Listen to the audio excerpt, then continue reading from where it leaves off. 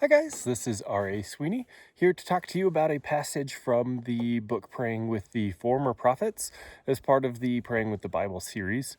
Today I wanted to talk about a passage in Joshua chapter 7.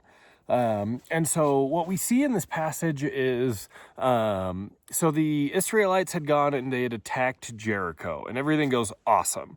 They don't lose a single man in the attack. God breaks down the walls. It's just this overwhelming triumph and everything goes really, really well.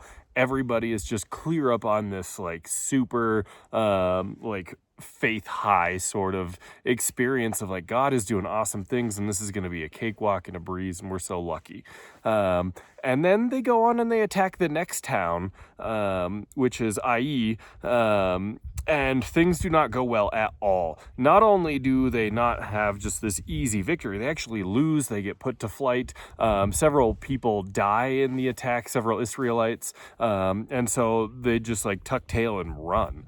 And so Joshua, when they get back to the camp, you can imagine him just throwing down his armor and just collapsing in this frustration and this exhaustion and this brokenness.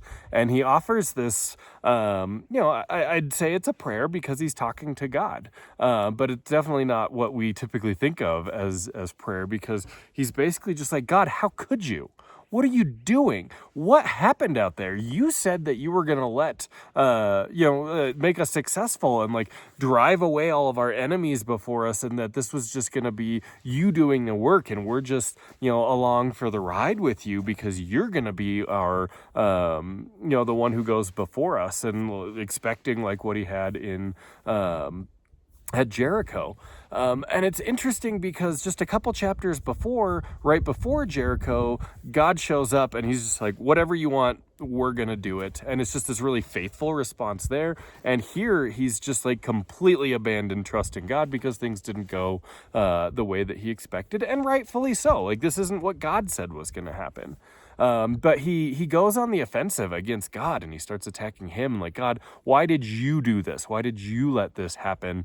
And we come to find out it's actually the sin of the people that caused this to happen. But just this kind of fickle picture between the two of this just extreme, whatever you want, we're going to do it, over to this, how could you do this to us, God, even though we're the ones who were unfaithful. But regardless, I feel the coolest part of the story is he's broken, he's upset, he's clearly mad at God, but what did he do with it? He takes it back to God and he says, God, we're going to talk this out. We're going to, work through this together. And so I thought that was really cool and hope it's a blessing. Thanks, everyone.